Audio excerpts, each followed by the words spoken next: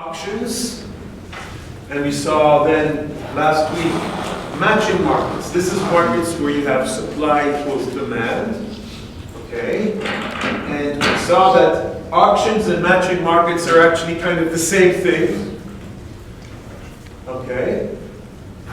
Remember last week, the prices will make sure that everything gets matched perfectly. And it's very interesting because the buyers will be selfish, maximizing the payoff, and the total payoff is also socially optimal. So that's nice. Okay. And it's also kind of auction. So it all fits together. And today we're going to talk about intermediaries. So usually the buyers and the sellers, they don't know all of each other. Right? So for example, if you want to buy food, you're not going to send orders to all of the little producers who make everything, the eggs and the milk and the oranges and everything. No, you go to a supermarket, which is a centralized place where all the producers, they give to the supermarket. So this is called a trader. This is an intermediary, and this changes things. And on the internet, it's really important because there's huge number of intermediaries. Okay, so you have monopolies, competition. So this is what we're going to talk about today. What happens when you have traders, and it's a really usual thing. Okay, so this is chapter 11 in the book. So last week, the buyers and the sellers were interacting directly. Okay, we made a model where we had a bipartite matching market with the same numbers of buyers and sellers for simplicity, an idealized market, but the real markets are going to be very similar, and the prices are coordinating everything, and it's decentralized because there's no one person or one organization fixing it. That's what we saw last week. But in real life, it's not always like that. There's going to be intermediaries, like supermarkets or stock markets. And this makes things a lot simpler. If you have n buyers and n sellers, that makes n squared links, which is a lot. It's not really scalable, okay? So in real life, it doesn't really work like that. Usually you will have some kind of intermediary in the middle. So all the buyers talk to the intermediary and the sellers to the intermediary, so you only have order n links, so it's much more scalable, okay? But the intermediaries are going to get power. They're going to make some profit. So how does that work? Instead of just buyers and sellers having payoff, now these intermediaries also, the new guys, okay? So we're going to study that. What is the power of these intermediaries?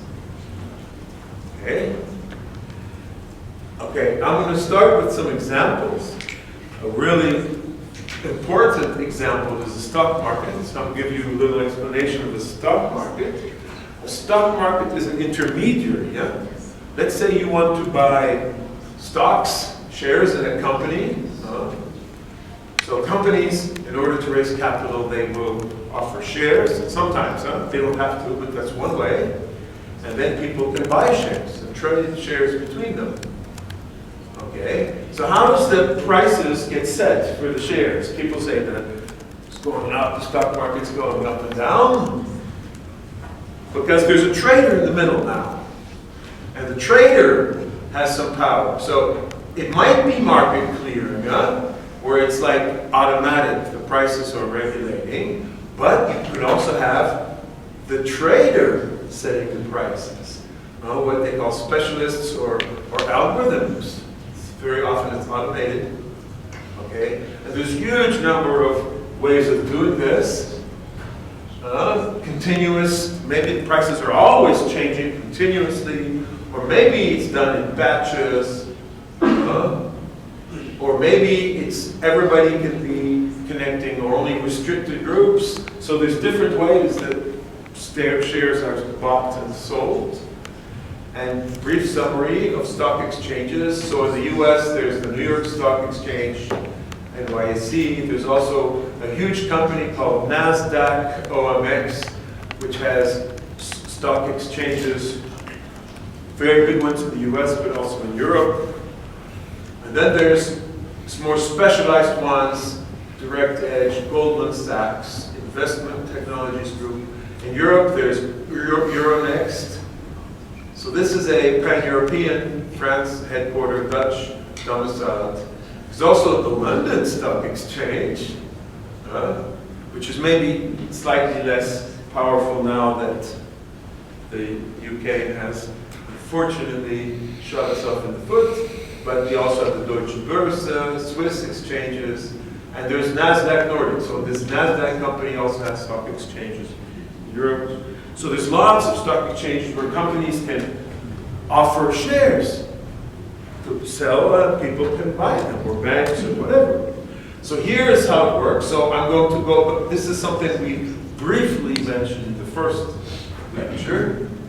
So this is how the trader works. So there's two words you have to really understand. That's ask and bid. Ask is I'm asking for money. I have a rectangle up there to help the French speakers. Je demande de l'argent pour vendre. So I want to sell something, so I ask money. But I want to buy something, then I bid. I'm offering. J'offre de l'argent. Bidding is offering money. I will pay 100,000 for this house, but the buyer says, I'm asking 200,000, okay? So then nothing will happen.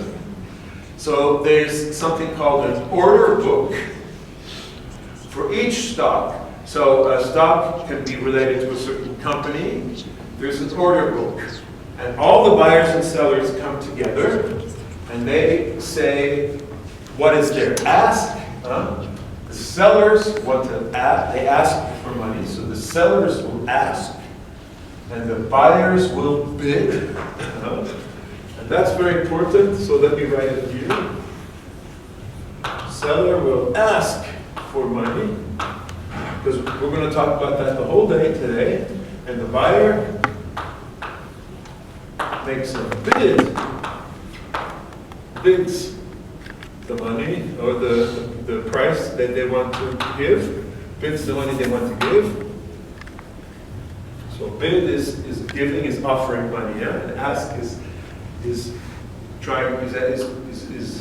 wanting to get money. And so these are all arranged in this line here in order of increasing price. And so all the bids and all the asks. Now, sometimes they don't overlap. Like here you have the lowest ask, okay? Selling for minimum $5. And here you have the highest bid.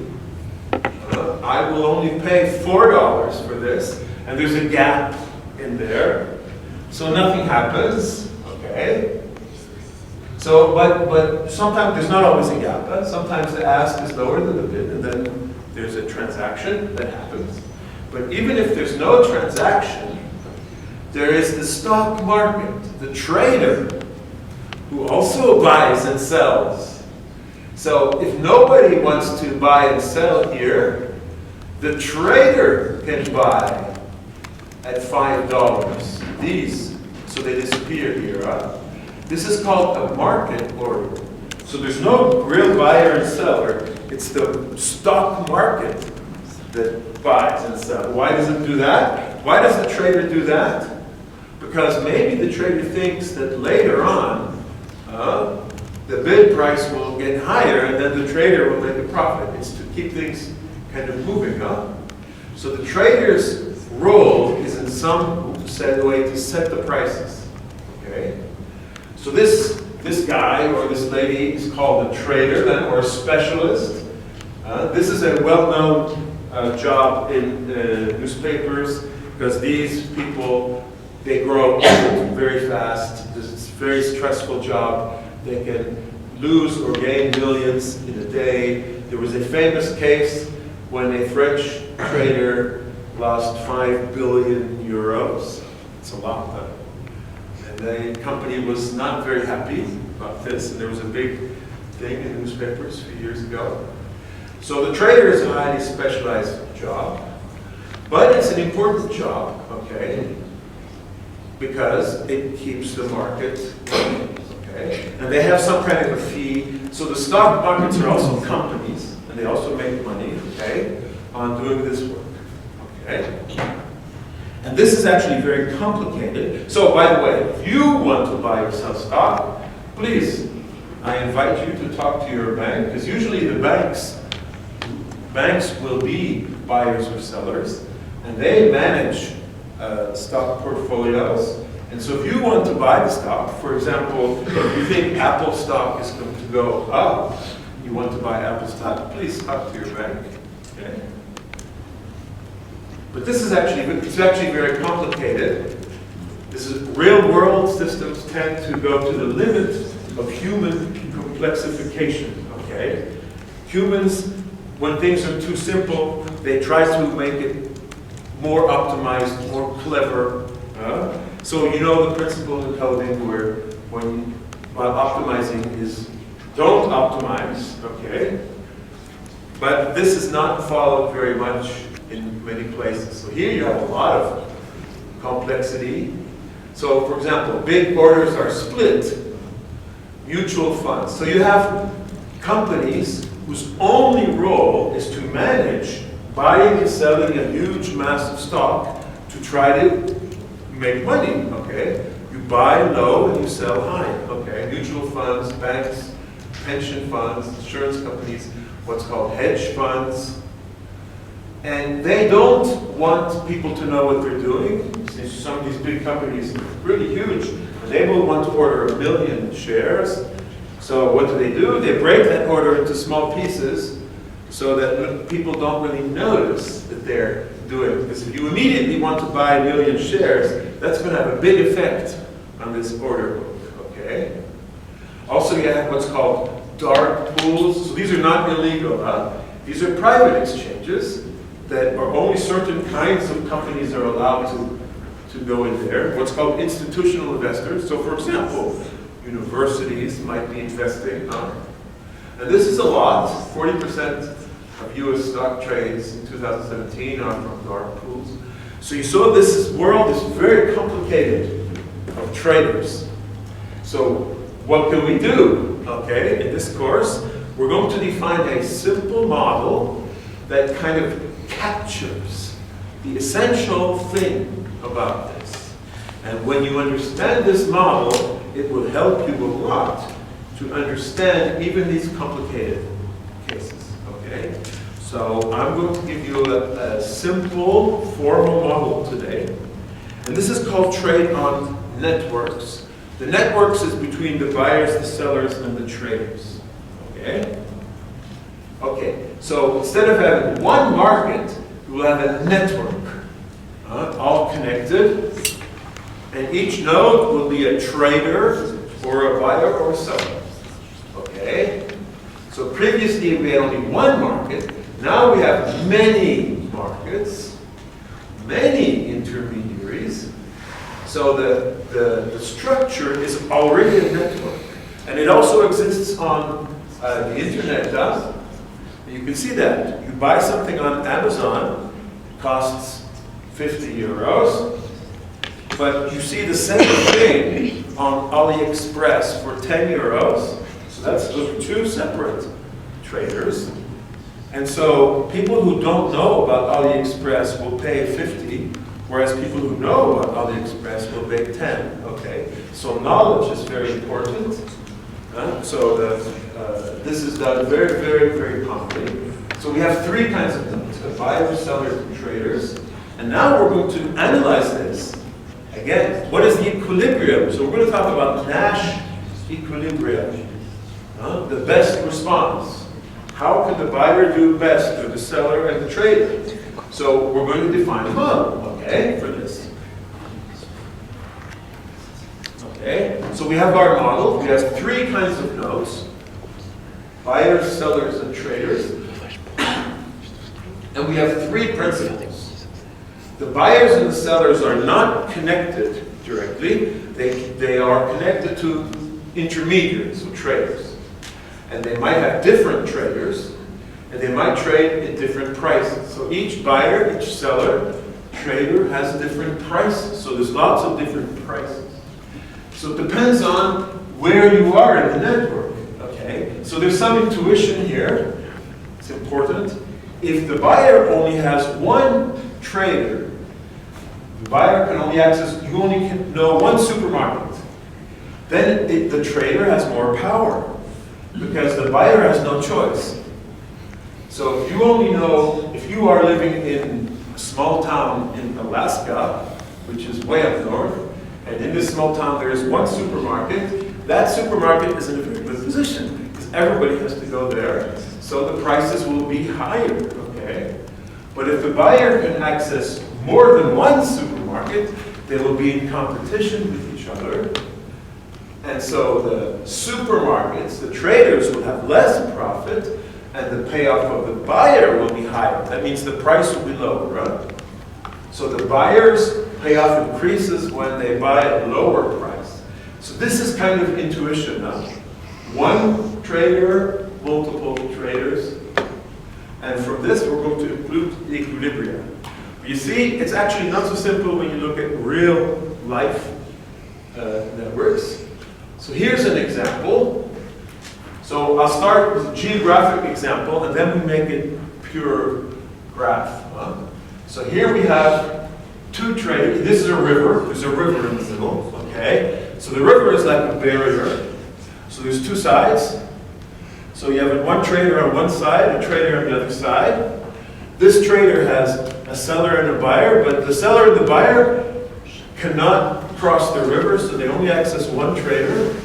But this seller has a boat, so you can talk to that trader. So this seller goes to two traders. That buyer up there also has a boat, but this seller and this buyer have no boats. Okay? So if the seller is, for example, a big farm, they might have enough money to buy a boat. But if the seller is just a small producer, they produce somebody who has a few chickens and they sell eggs, well, they maybe don't have a boat. So what can we say here?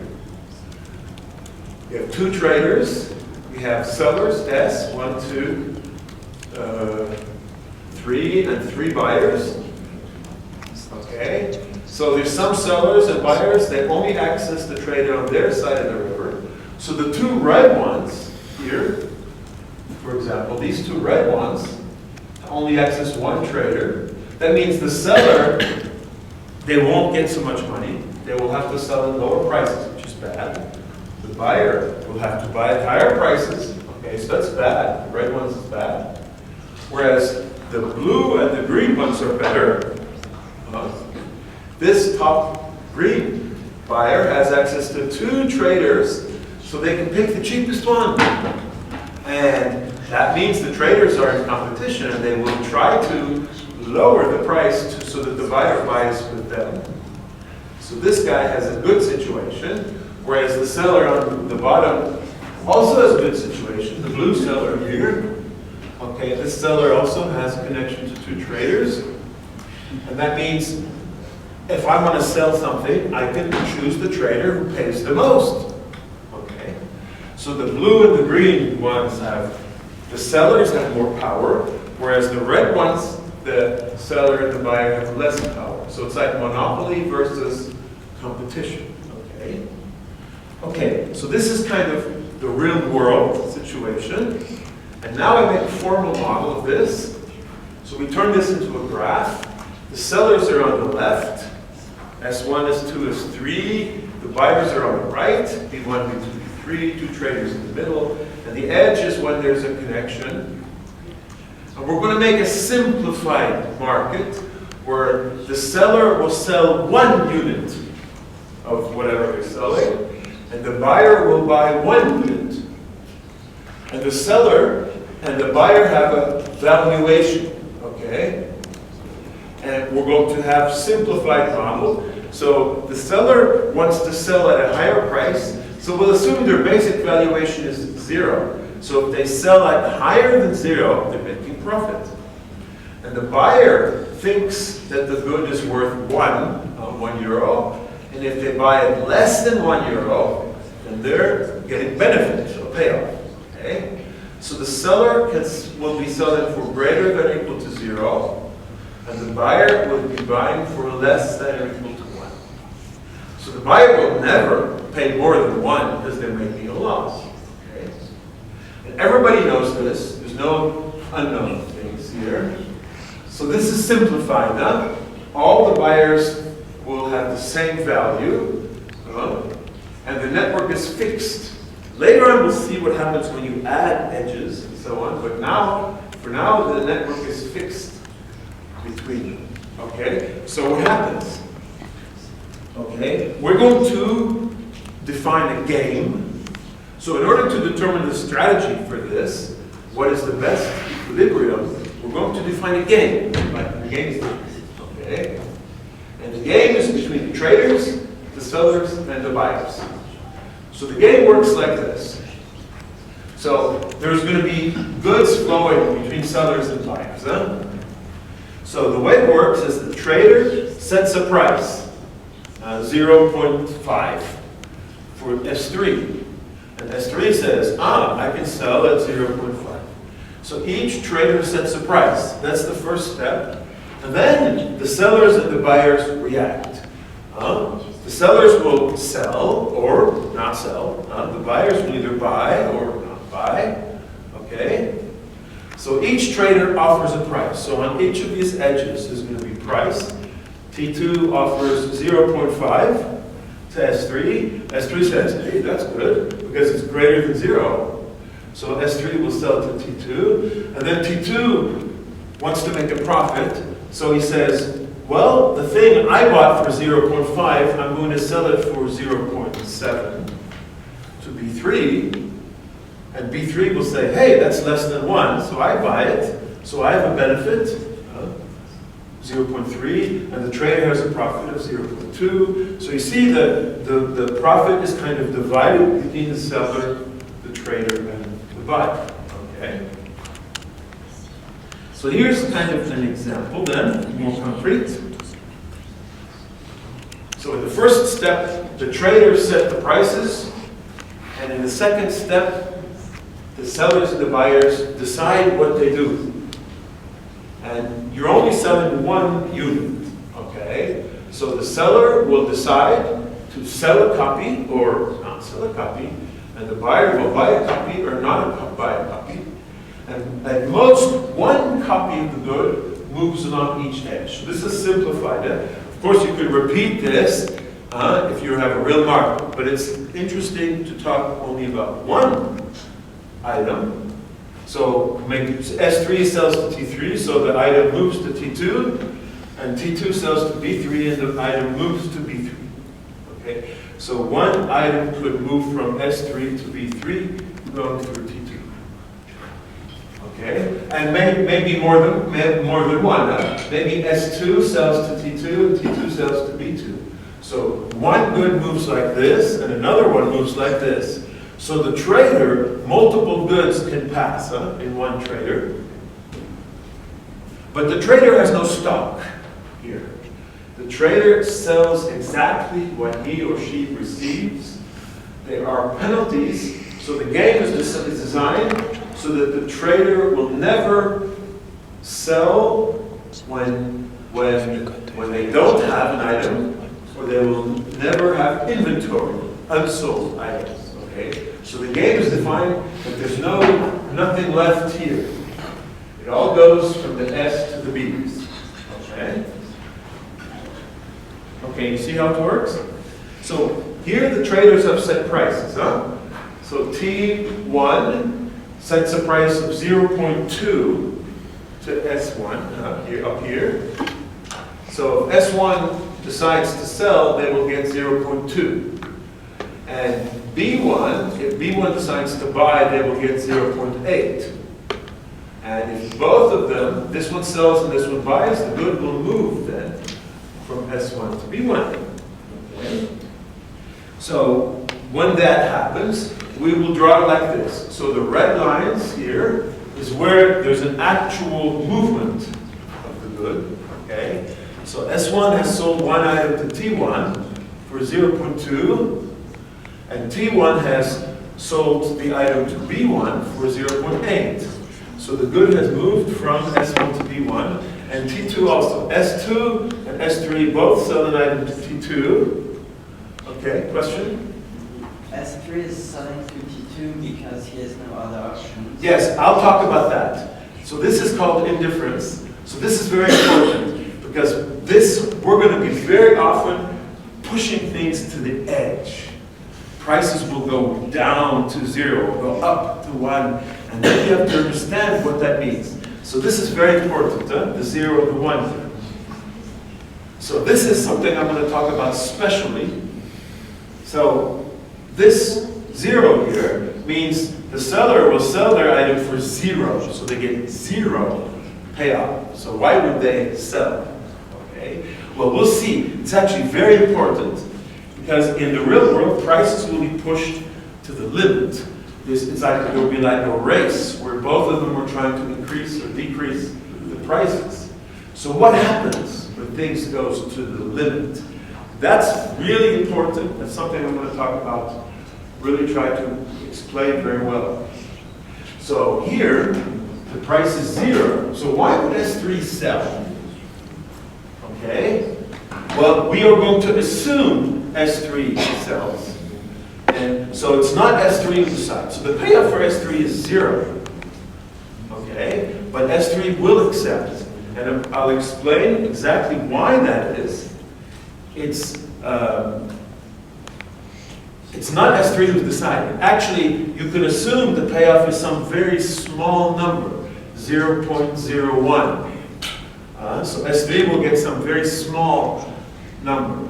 But we don't want to mess around with the small numbers.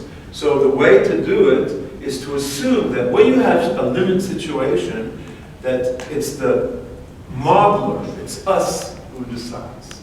So S3 will accept the bid, even though it's a 0 payoff, and B3 will also accept the ask, even though the 1 here is equal to the value. There's no payoff. So S3 and B3 are indifferent. So this is a slightly different way of talking about indifference than we did before, but you see there is a correspondence. So the modelers we choose, and that's important when you go to the limit. And I'm going to explain that a little bit more in detail now. So this is a key principle, okay, which is indifference, and this is something we're going to use a lot in the reasoning.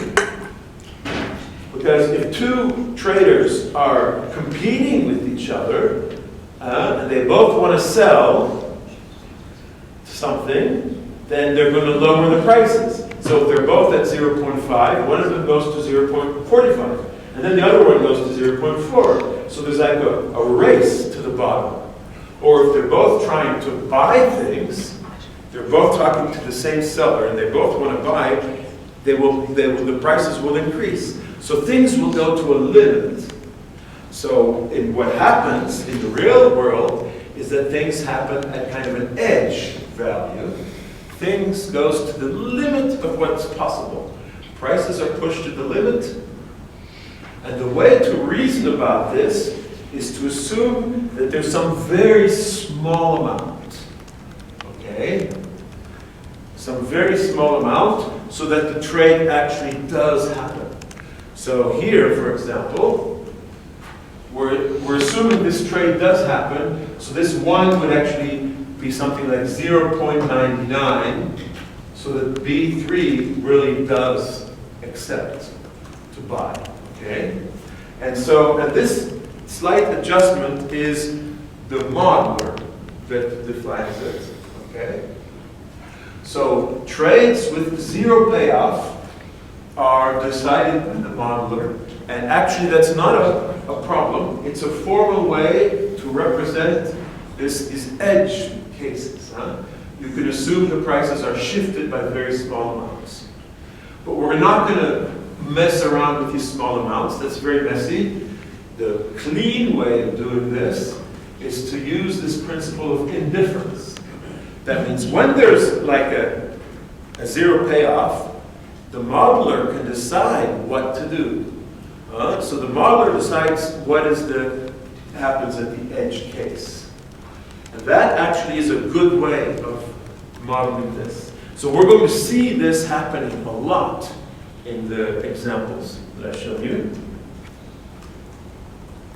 Okay, so this is a game, huh? It's a game. So the traders and the buyers and the sellers are playing the game. So they have strategies. The trader has a strategy. The trader's strategy is choosing the bid and the ask prices. The seller or buyer strategy is choosing which neighbor. So the seller might have two traders, and they can choose which one to buy from, or maybe not to buy. Yeah? Choosing one of the traders or not. That's what the seller or the buyer does. And the payoff, the trader, the seller, and the buyer have payoffs. So the trader's payoff is his profit. That means he buys things for some amount and then sells them off. Well, the difference between those two amounts is the profit. Okay? The seller, the payoff is whatever they get. BTI is whatever they get from the trader. And for the buyer, it's their valuation minus what they have to pay.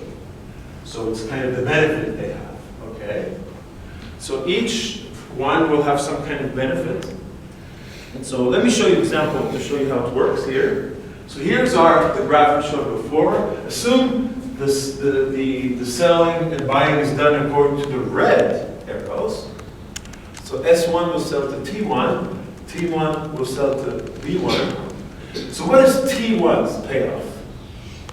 Well, T1 pays 0.2 to S1 and receives 0.8 from B1, so their profit will be 0.6. You see? It's actually very intuitive, huh? So T1's payoff is 0.8, is what they get, minus what they pay, 0.6. What is T2's payoff?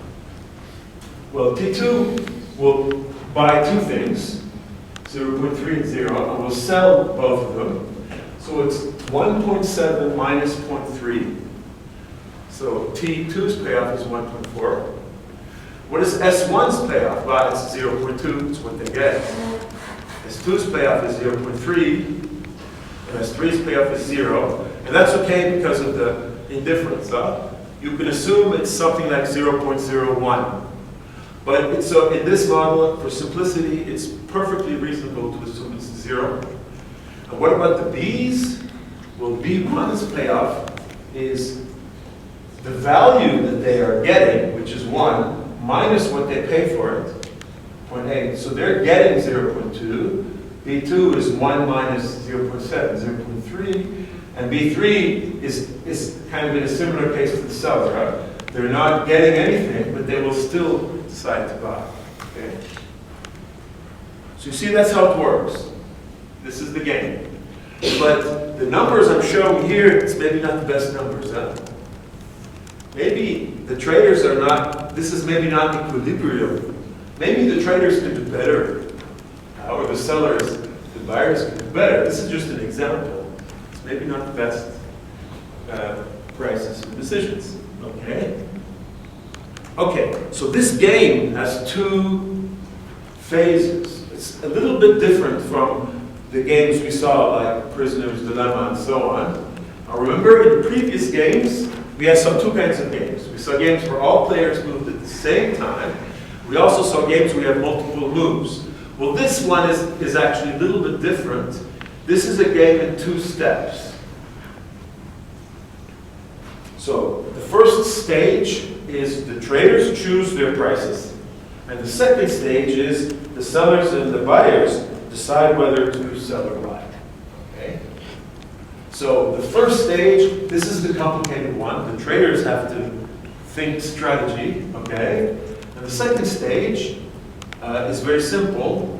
It's kind of rational, selfish. Each seller and buyer just tries to get the best. The seller tries to sell for the highest. The buyer tries to buy for the lowest, okay? And then we have equilibria. Equilibria means that they cannot do better. In the Nash equilibrium, there's no, each one of them is making the best response to the other. The Nash equilibrium. So we're going to talk about equilibrium. See, it's in 2 steps. here. And it's still kind of a one-game thing, but it's not everything simultaneous, because the seller and buyer cannot decide without knowing the prices, okay? So the traders have to make the prices first. So you need to make this kind of a two-stage thing, okay? Otherwise, the game doesn't make really any sense. Okay, let's go back to this, our example now. Now, in the previous case, this was the prices the trader set. But it's not very good, actually. T1 can actually do better. So T1, the black numbers is what we saw before. 0.2, 0.2, 0.8, 0.8. But T1 can actually get more profit. So T1 is giving 0.2 to S1. But they don't have to do that. They don't have to be nice. They can reduce this to 0, and S1 would still buy because of indifference. Basically, it's like 0.01, but you can consider it 0. And S1 would still buy, and they would get 0.2 more profit. And the same again, why is T1 selling this thing for 0.8 to B1? They could sell it for 1, and B1 would still buy it because of indifference, and trader would get 0.2 more profit. And again here also. So in this example, S2 is selling to T2 for 0.3. But T1 can steal that sell by raising the price, raising what they give to 0.4. And S2 is going to switch traders. And T1 will go from 0 to 0.4. Okay? So there's a way of doing better here. Again, the same here. B2 is buying from T2 and not from T1, because T1 has 0.8 price, T2 0.7. So B2 picks the lowest price. But if T2 lowers the price a little bit, then B2 is going to switch traders, and T1 is going to get a lot of profit. T2 is not happy, of course. So you see, T1 can do better, huh? You see that? T1 can do better. His payoff has increased from 1 plus 0.6 minus 0 plus 0.4 on the blue numbers. So it's 1.2. And the previous payoff was a lot less, huh? The previous payoff was 0.6. So it goes from 0.6 to 1.2. And S1 and B1 are now indifferent. That means we push them to the edge, to the max. I mean, they basically get no payoff. Very small token payoffs, indifference. So all T1 is making max profit. So that's better, right, for T1? But it's not finished, of course, huh? Why not? Well, T2 is going to react to this reasoning, huh? T2 is going to say, well, T2 is going to say, shit, or something like that. Why S2 goes to S1? I want S2 to come to me. So T2 is going to raise this price a little bit to 0.5 now, and then S2 will go back to T2. See, there's this kind of a competition, a race between T1 and T2. You see that, huh? So it's not finished. We have to figure out what happens at the limit. You see, it's interesting, huh? What happens when everything gets pushed to the edge? It's a neat thing, huh? So that's actually what we're going to do now here. We're going to see what happens in this process when all of the guys, when T1 and T2 are both pushing to the limit of what you get. See, it's not so obvious, huh? So that's what I want to talk about now. And that's when we get the equilibrium.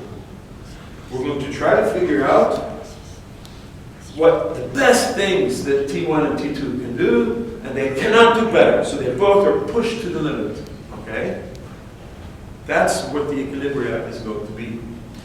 And that will be very interesting. That will show us actually some very interesting stuff. And this is, it's kind of a Nash equilibrium, okay? Remember, Nash equilibrium is when each player makes the best response, but it's bidirectional. A makes best response to B, B makes best response to A, so neither of them has any incentive to change, so it's kind of balanced equilibrium. Okay, so how does it work? Remember we have a two-stage game. In the first stage, the traders choose the price. In the second stage, the sellers and the buyers make their best response. But the traders in the first stage, they can predict how the sellers and buyers are going to react to their strategy. So if they pick prices, they know exactly how the seller and the buyer are going to react. They're going to pick the highest payout. Okay? So the reasoning is still simultaneous. Even though the sellers and the buyers move second, when the traders move first, but they can already imagine in their head what the sellers and buyers are going to do. So it doesn't, I mean, you have to do it like that, first and second, but the reasoning is kind of still, it's still a game. There's still kind of a simultaneity, because each one of them is doing a best response. Okay?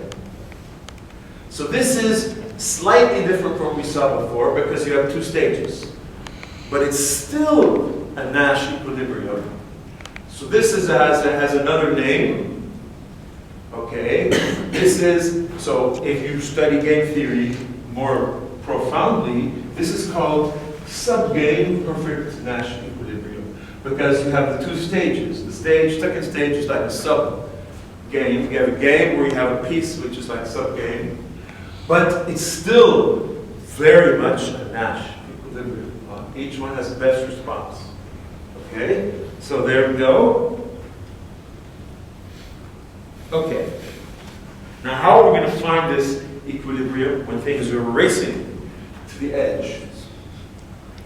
Okay, we mainly will think about the strategies of the traders in the first stage. Because we know that the buyers and sellers, they're just going to pick whatever is best. So that's easy. So the second stage is actually easy. Okay? The hard part is the first stage. Thinking about the strategies of the traders. Okay? And now we can look at some cases. But let me show you two simple networks. Okay? Two simple networks that we can completely analyze. And it's like, they're like patterns. In a big network, you can always divide them up into little patterns. And there's two patterns. There's monopoly pattern and competition pattern. Okay, so we'll see that. So monopoly pattern happens when there's only one trader. And perfect competition pattern happens when you have multiple traders. So let me show you first the monopoly pattern. That's the easiest one. So let's take a look at this network. This is very simple. One seller, one trader, one buyer. And it's going to be pushed to the edge. What's the equilibrium? Well, there's only one equilibrium. The trader will set 0 for the seller and 1 to the buyer. Why is that an equilibrium? So the trader will put a 0 here and a 1 here. But, well, any other value would not be an equilibrium. Okay, so if you do another value, let's say I do it like this. I have S1, T1, B1. Okay, let's say I put in 0.2 and 0.9 here. This is not an equilibrium because T1 chooses 0.2 and S1 will sell. But T1 can do better. T1, this is not a best response. T1 can do better by picking 0.1, because then they get higher profit. Okay, they only have to pay 0.1. But they can do even better by doing 0.05, and so on. So this goes down to 0. See, the race goes down to 0. If it's bigger than 0, if this number on the left is bigger than 0, then it's not a best response. You see that? The trader can do better.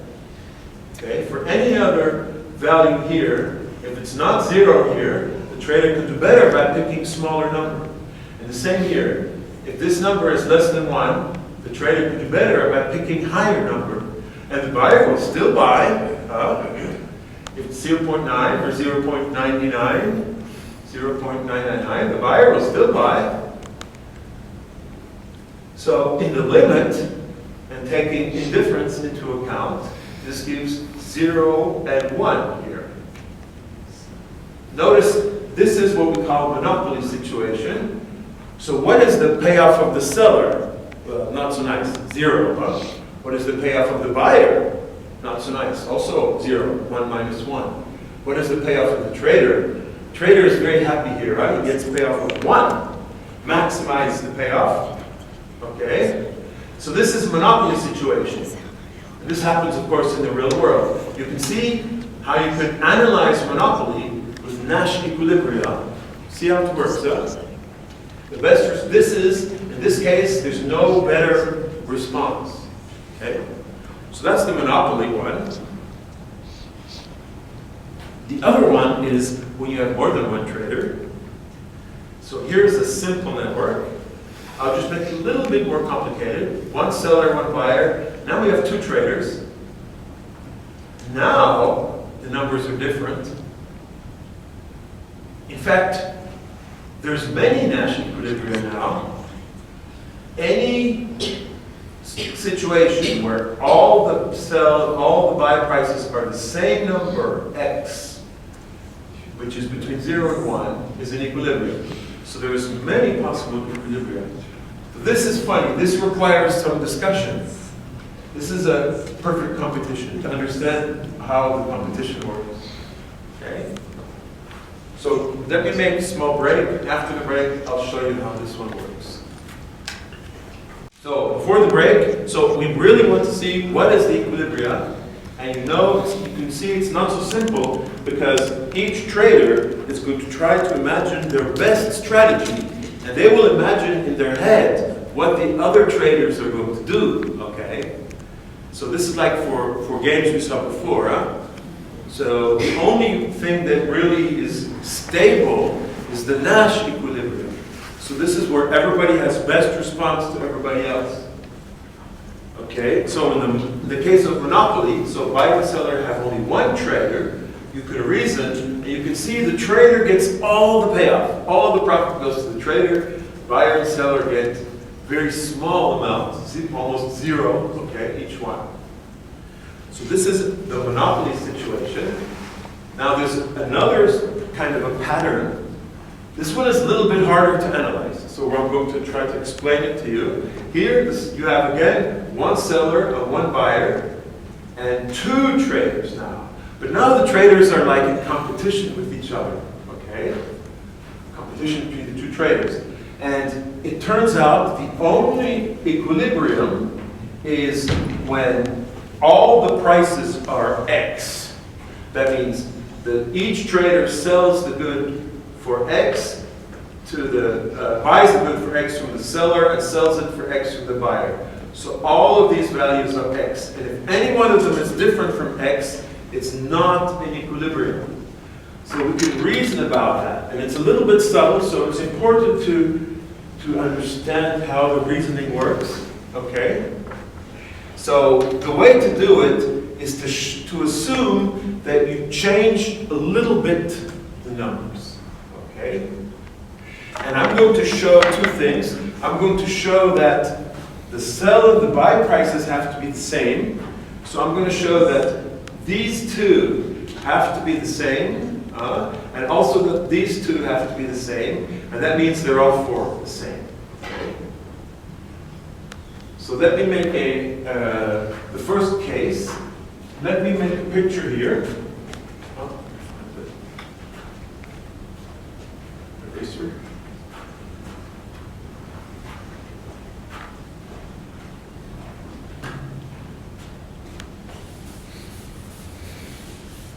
Okay, so we have T1 and T2.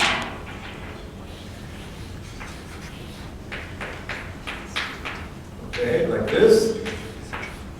So assume that T1 has a B here and an A here. Okay? A bid B to the seller and an ask A to the buyer, and A is greater than B. Okay? A is greater than B, so it has a non-zero profit. Okay?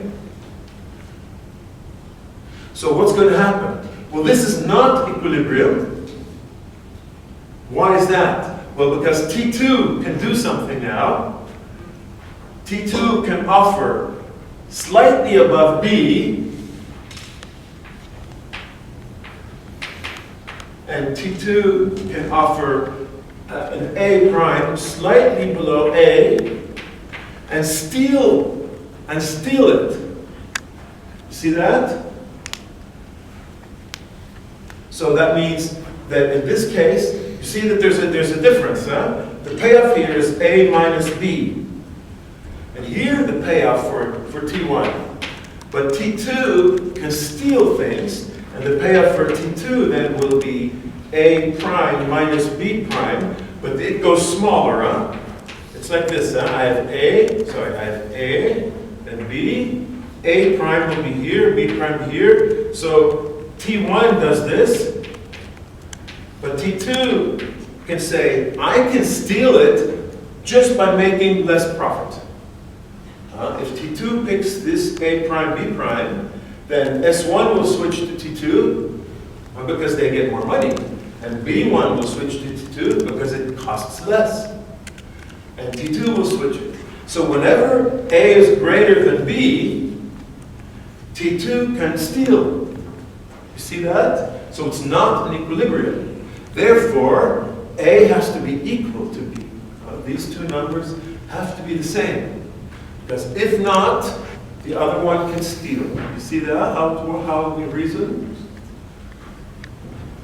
So that's the first thing. The left and right are the same. But you can also show that it's the same on the top to bottom. Okay? You can also show that here. Here, for example, suppose T2 is not doing the trade. Okay?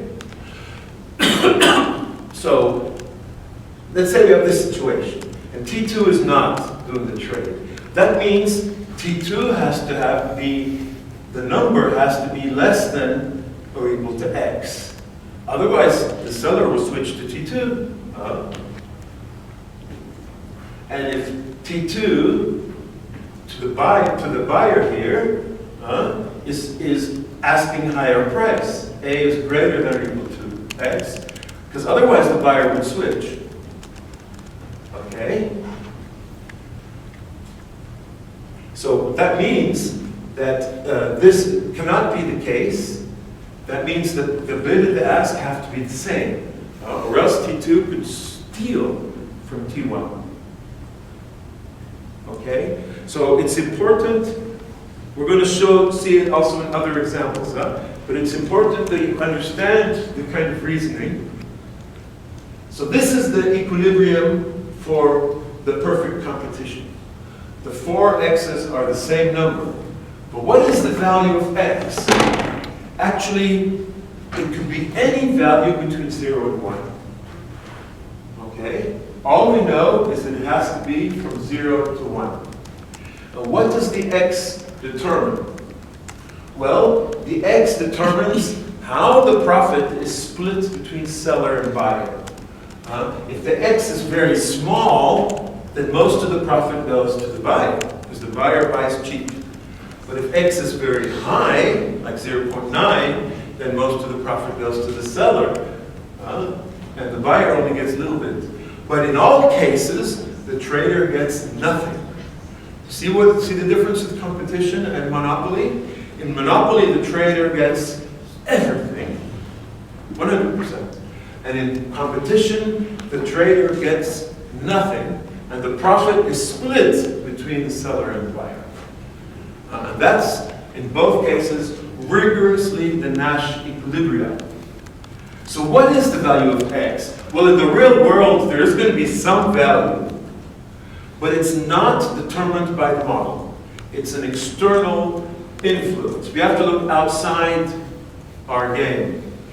It tells something about the relative power of the seller and the buyer. Okay? If the buyer really needs the thing, it's medicine, and without it, the buyer would in English they say, would kick the bucket. The French would say, passe l'arme à gauche. That means the buyer really needs it. That means the buyer, of course, is going to pay, one can pay more. In that case, the seller has the power. But if the seller is a farmer and they really have to sell their goods or they starve, they have to sell the potatoes. Well, and the buyer doesn't have to eat potatoes. The buyer can eat turnips, even though potatoes taste better. So in that case, the buyer has more power. You see, so the value of X comes from something outside. But from the viewpoint of game theory, any value of X is a Nash equilibrium, okay? As long as all four of them are the same. And what it means is that it's always a best response, okay? The rigorous proof. Okay, now let's go back to our example. Remember this example that I showed you before? And this was not good, huh? And now, how does our new understanding help? So we go from monopoly, where the trader has all the power, to perfect competition, where the trader has zero power and the seller and the buyer have all the power. And here's our network. So what is the equilibrium for this? You can actually kind of decompose this using the building blocks. Notice S1 has only one trader. And B1 also has only one trader. S3 has only one trader. B3 has one trader. So they are monopolized. Any number here or here, which is greater than 0, will be driven down to 0. Any number greater than 0 is not a Nash equilibrium here, okay? 0.1, because P2 can just lower it to 0.05, okay? The only Nash equilibrium is the 0. So it's the S3 is monopolized, poor guy. B3 also is monopolized. But S2 and B2 are in perfect competition. S2 has 2 traders, B2 has 2 traders, and it turns out that X is now the perfect equilibrium for them. Okay? And what are the payoffs? What are the payoffs here? Well, S1, B1, S3, and B3. What is the payoff for S3? You tell me. What is it? 0. 0, huh? What is the payoff for B3? 0. 0 also. What is the payoff for S2? X. They will be able to sell their thing for what number? X. X. So the payoff for S2 is X. What is the payoff for B2? So they think it's worth 1, but they're only paying X. 1 minus X. 1 minus X. And the payoff for T1? They buy it for X and they sell it for X. Well, how much money they have left? 0. 0, huh? X minus X. So you see that, no, there's more. They have X minus X here, but they also have 1 minus 0. So T1 and T2 will each have a payoff of 1. S3, B3, B1, S1 will have a payoff of 0. S2 will be X, and B2 will be 1 minus X. You see that? That's the Nash equilibrium here. Not bad, huh? We did good to go racing, when you push everything to the edge, this is what you get. Okay? So the traders are still making some money because of these guys, huh? Because of that they're monopolizing a little bit. Of course, in the real world, these numbers will not be exactly the same. There's going to be a little bit of difference because those two traders, they are actually working, they're transporting the goods into the supermarket so that they will have a little bit of profit, but it will be pushed down. You see, this is an idealized model. Huh? So ideally it's 0 for the trader here, but in real life it'll be pushed down, okay? So what's the value of x? What's the value of x? What do you think? You have any idea? What's the value of x here? Well, it has to be some number between 0 and 1. Huh? What's the number? What did you see? Yeah? 0.5? It could be. It doesn't have to be. Yeah? It depends on the relative power. Any number between 0 and 1 is good. Is an equilibrium. So that means the model doesn't tell us. It depends on how much the seller needs to sell and how much the buyer really needs to buy somehow. It depends on something else, okay? But it could be anything. But it's split between seller and buyer. And the trader gets nothing from this. He only gets something from the monopolies, okay? So monopolies push trader profits up and competition pushes it down. That's very intuitive and everybody understands that. But in this model, it's formally shown, okay? So this is a very powerful model. And we can use it for other networks. Here's another one. So remember, we had a model where the structure was very simple. Huh? Here. The same two traders for seller and buyer. But things can be more complicated. So S1 has two traders, T1 and T2. B1 has two traders, but it's T1 and T3. And B2 has two traders, T2 and T4. S2 has two traders, T3 and T4. So again, we have competition situation. S2 has a competition situation. And in the competition, these two values are the same. Okay? And the same for S1. So each of these guys, the seller and the buyer, will force some of the prices to be the same. And all together, it means that all the x's are the same. Okay? Each trader, you can actually reason that. Each trader has the best response. So how can you prove that? Actually, you can actually prove that. You change the value a little bit, and you have to see that it's worse. So you change this x a little bit, and you show that what happens is worse for T2. Okay? You show, for example, that they will lose, for sure, the seller or the buyer. Okay? You can also check that the bid and the ask prices are the same. So these two x are the same. Again, you change it. You increase a little bit or lower a little bit, and you show it's worse. Okay? You can reason about that. So it's important to a little bit do exercises, but it's the same kind of reasoning we did the other one. But there is, intuition is, competition makes it equal and makes trader profits 0, and monopoly makes seller and buyer profits 0. Okay?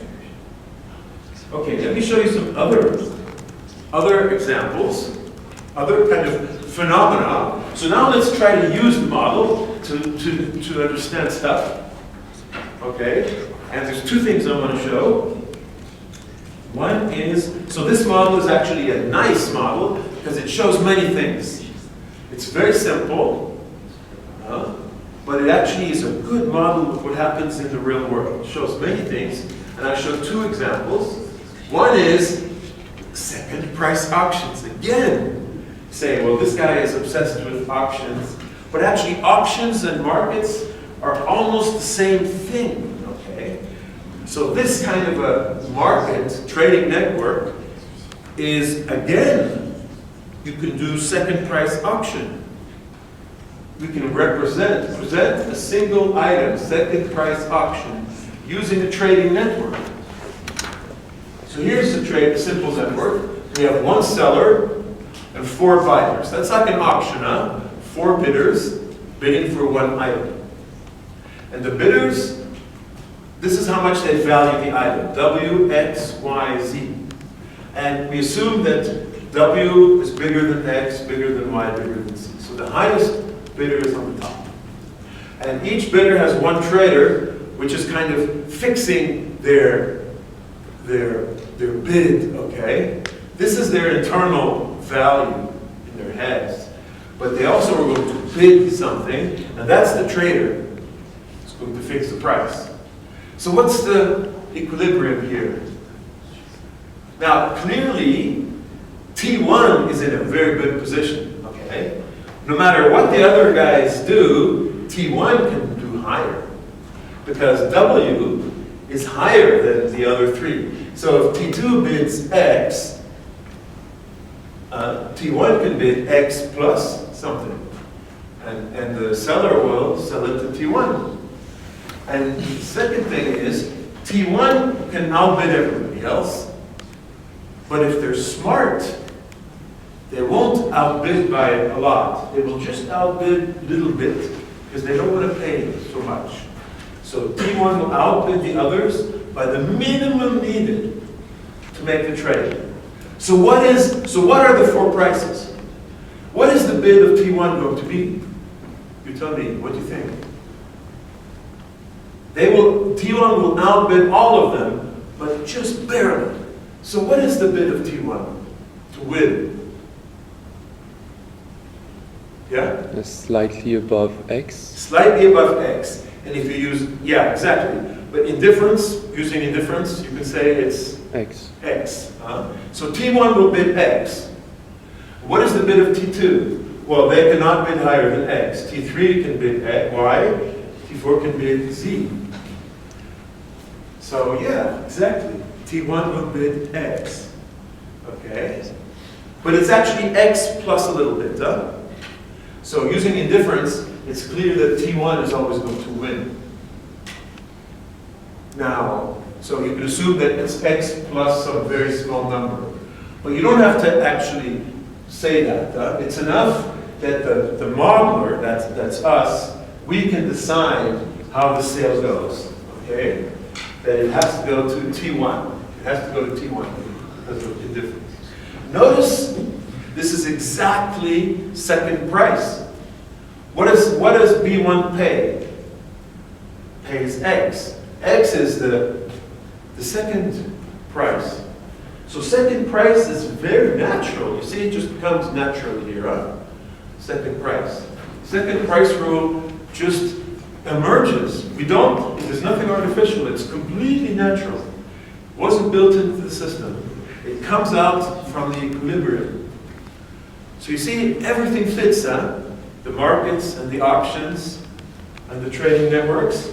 And second price is a key principle. Huh? You can see that? Okay, so again, we can see options.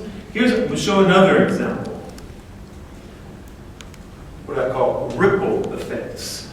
Now we're going to change the network.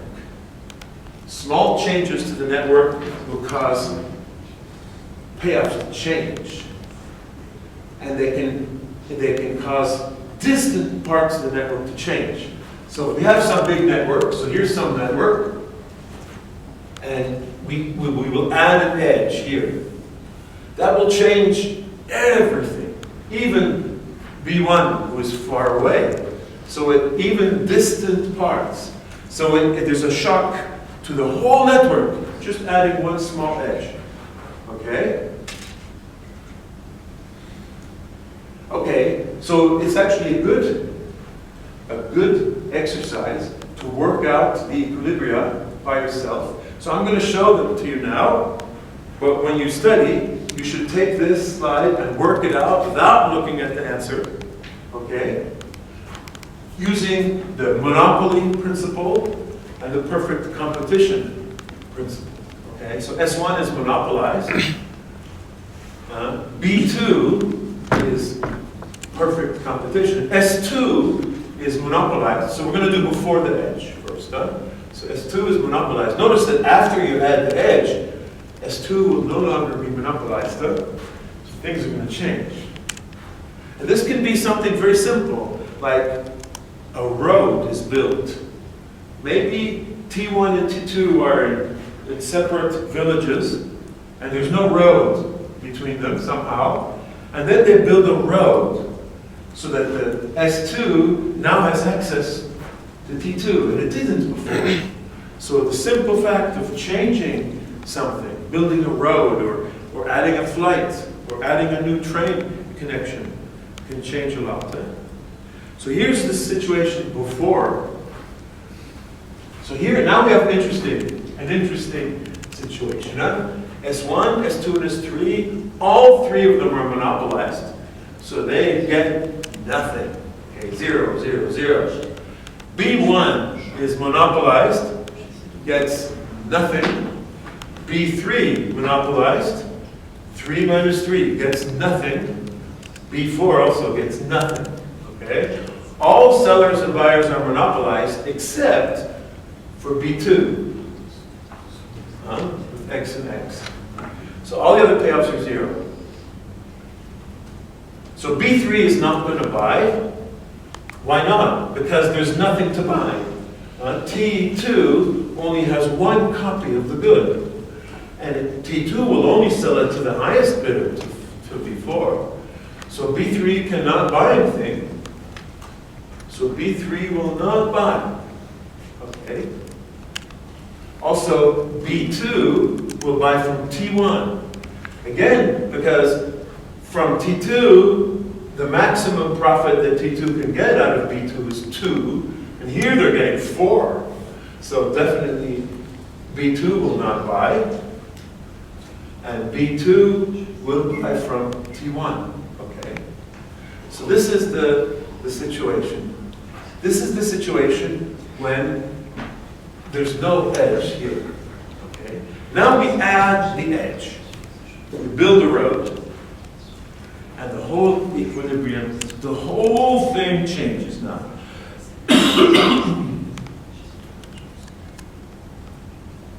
Okay, so here is now the new edge.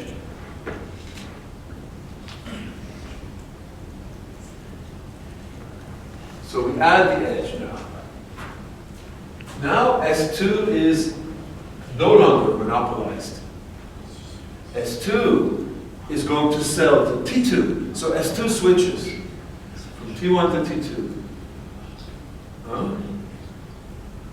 So why is that? Well, because T2 has more money. T2 will have a 3 and a 4 here, so they can always outbid T1. So in this case, S2 will always sell to T2 because of indifference. Even though we have Z and Z that are the same, indifference tells us that T2 is the one that's going to get it. Because T2 has some very rich buyers here, or ones that have a lot of value for their things. So T2 will have a lot of money, 3 and 4, and so they can always outbid, and 1 and 2 are much poorer. So S2 will sell to T2. Okay? And now you can see T2 will buy 2 copies, T1 only 1 copy. Okay? The Z bid has to be at least 1. The ask, the Y, has to be at least 1. The Z cannot be bigger than 3. You see that? The Z cannot be bigger than 3. Well, because T2 cannot put a number bigger than 3 here. Okay? And, but the ask must be at least 1. So again, there's an equilibrium situation. And the bid, Z, must be at least 1. So my proposition to you is to try to figure it out why. If y is less than 1, what happens? If z is less than 1, what happens? It's not equilibrium for some reason. Okay? So the situation changes from here. So you see S2 will switch from T1 to T2. Okay? So you can do some kind of more high-level analysis. So let's think now. This is actually very intuitive. In the original network, T2 has access to high-value buyers. Notice these guys, B3 and B4, they are willing to pay 3 and 4, okay? Which is more than 1 and 2. But T2 has no way of exploiting that because T2 only has 1 seller. So T2 can sell to 4 but not to 3. Too bad. Okay? T2's access to sellers is very limited. But T1 is using all the opportunities. In the change network, B3 will now get it, and B1 does not. So the bottleneck for these bottom guys is removed. So there's a bottleneck here for the bottom guys. The bottleneck is gone now. It's removed. Okay? The high value buyers will get it, and B1 will not get it anymore. So here B1 gets it, but B1 will no longer get the good. The poor B1 cannot pay enough, unfortunately, in the new network. Okay? So B1 is unhappy. B1 says, this is a non-local event. This thing that happens on the other side of the country has completely changed things for me. Oh, I cannot buy anymore. Okay? Notice S2 is in a much more powerful position. And notice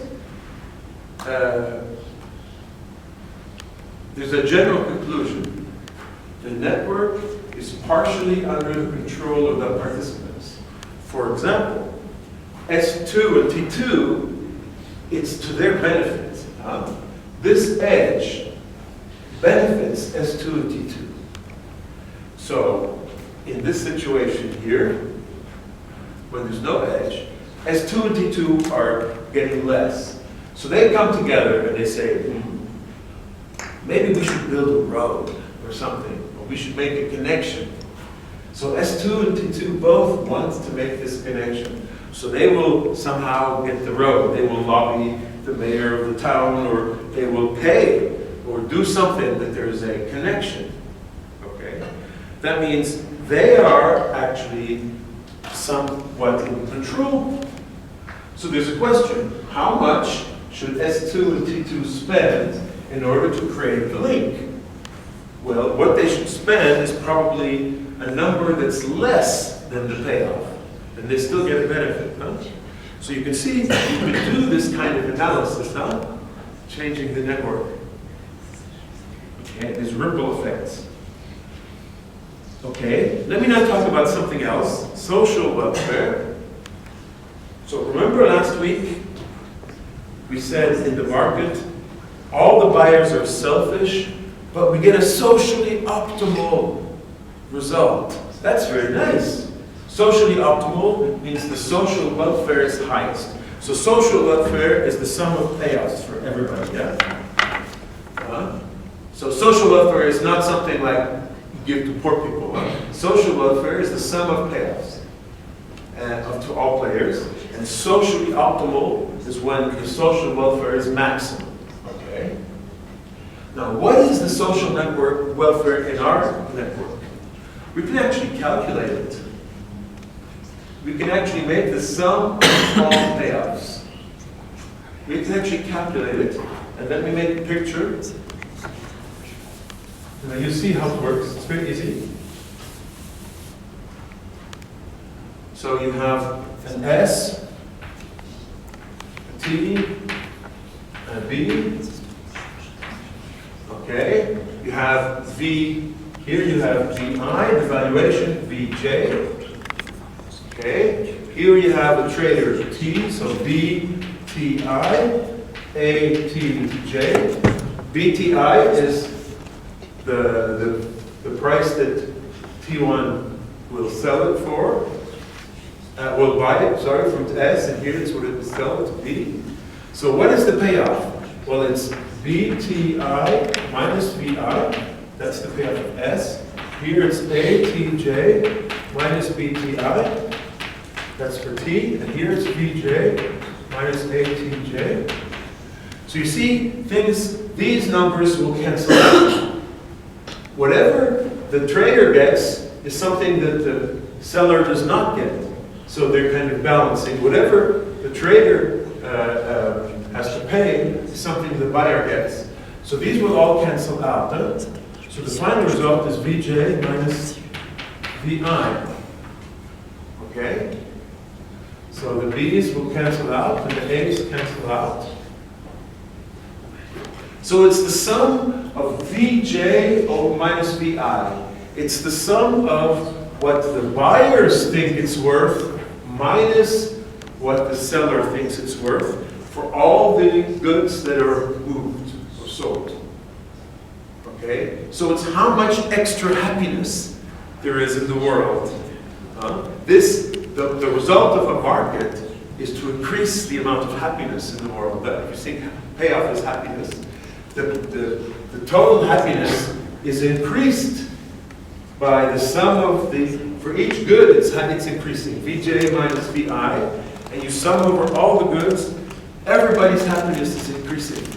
Not exactly the same, it's the sum of the happinesses is increasing. Okay? So what happens with networks?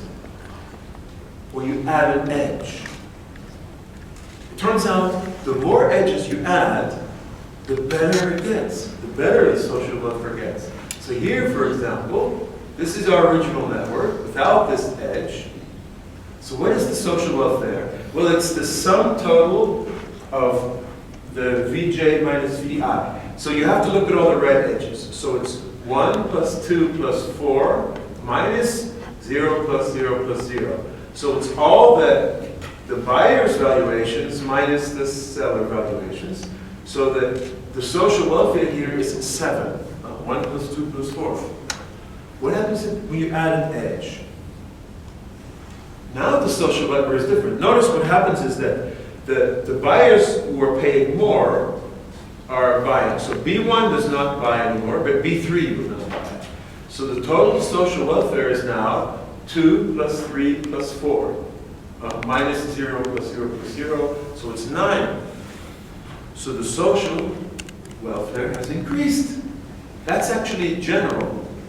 Adding the edge increases social welfare. The better the network is connected, the happier, the better things are. Okay? The more richly connected network enables greater social welfare. Okay?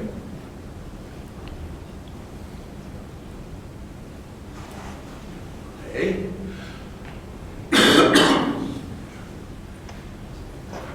Okay. Now remember when we had the value x, that any value was okay, and y and z. Remember when we had the perfect competition? Here, any y and z is good. Okay. Each value is in equilibrium. Now, there exist values that maximize the social welfare. So you can actually maximize the social welfare by changing these values. Okay, so I'm not going to prove that. I'm going to just state it. There's always at least one equilibrium which maximizes the social welfare. Okay? So that's just something to say that with these values that you can do that. Now, let's finish up by talking about trader profits. Remember, we have buyer-seller traders, and the traders can sometimes get a lot and sometimes get nothing or less. So there's some intuition. As the network becomes more richly connected, individual traders get less and less power. So the more edges you get, the more you have competitions and less monopolies, and so the traders get less and less. Okay? And so what can you say? Some traders will be unlucky and they get 0. Some traders will be lucky and they still get something. And sometimes you can actually say that a trader is essential. That means that trader will be making a non-zero payoff. But if you have multiple traders and together they're like competing with each other, then they will not make a profit. Okay, so let me show you some example. So here's another network. Okay, 3 sellers, 3 buyers, but here we have a lot of traders. 5 traders. Okay, and you can see that there's all of them are connected in such a way that there's only one independent variable. So S2 has perfect competition, B1 and B3 2. Okay, so any value of x from 0 to 1 gives equilibrium. Okay, notice what happens to the traders. T4 has 0 profit, 4T4. T2 has 0 profit. But T1 has profit, x minus 0. T5 has profit, and T3 has profit. Okay? But not always. If x is equal to 1, then T3 will have 0 profit, and T1 and T5 still make profit. But when x is equal to 0, only T3 makes a profit. So notice that the profit of the traders also depends on the value of x. Okay? And what is the social welfare in this case? Well, it's 1 plus 1 plus 1 minus 0, 0, 0, so it's 3. Okay? So depending on the value of x, the amount of money is spread, the payoff, which is 3 totally, is spread differently. So between buyers and sellers, it goes from 1 to 2, okay, when x goes from 1 to 0. So you can see that there's some traders are getting 0 here, which is T2 and T4. Other traders are more important. They get non-zero profits. And depending on the value of x, the important traders, it's different ones. Okay? So here's another example for trader profit. So here, T1 and T2. Okay, so T1 has monopoly power over the sellers. These 2 sellers only have 1 trader. Okay? And T2 has a monopoly power. Okay?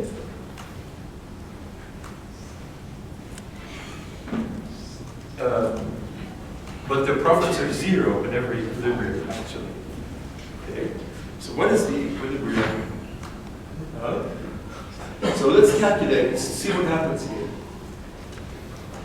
So this buyer, for example, let's say x is positive. The other trader could make lower. Okay, the traders here are in competition.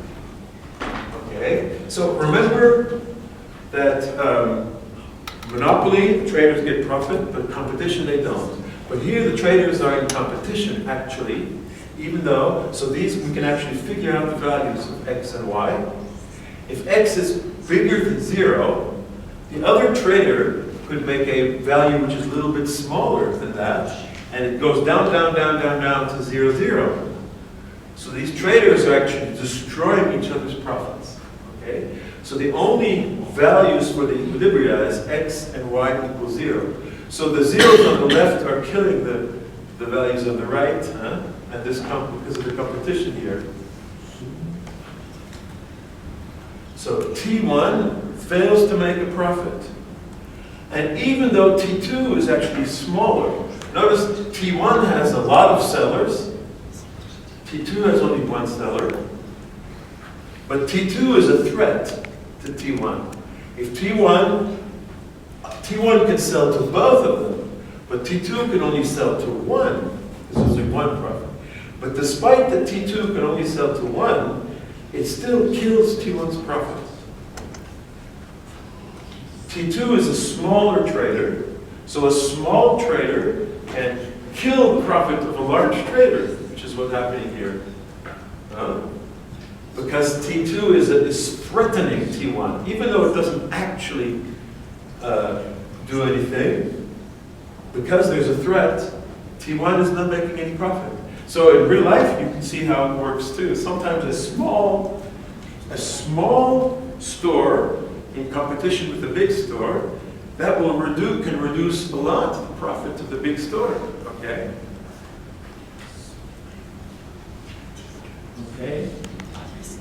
Okay, then there's the concept of essential edges. Okay, I'm not going to say so much about that. So this actually, maybe I so there's, for a given trader, does there exist an equilibrium in which T receives a positive payoff? Okay, so only if there's an essential edge. Okay, so T, there has to be some edge which is like a crucial edge for T. But this I'm not really explaining, so let me drop that. Okay, so maybe now we go to the end. Let me summarize what we saw. Traders, intermediaries, okay, we have trading network. We have our idealized model, sellers, traders, buyers. We compute the Nash equilibria. And this is interesting because it's like a race to the edge. And there's two important patterns: monopoly, perfect competition. Okay? And this network, this model, there's a lot of realism. So this is a good model for your tuition. It's competition, it's set in price, and there's ripple effects. And very interesting, when you add edges, the social buffer increases. This is exactly like the real world. The more you increase connectivity, the more the social network, the social buffer increases. And trader profit is kind of a little bit delicate. So it depends on these essential edges. Okay. Okay, so let me end here for that. So now you kind of know the power of monopoly and competition. And it depends on the network structure. Okay? And also this notion of racing to the edge and the indifference principle. How can you reason about something when everyone is pushing to get maximum result?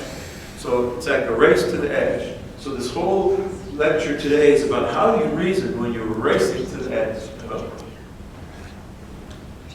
Okay, so let me stop here. So thank you.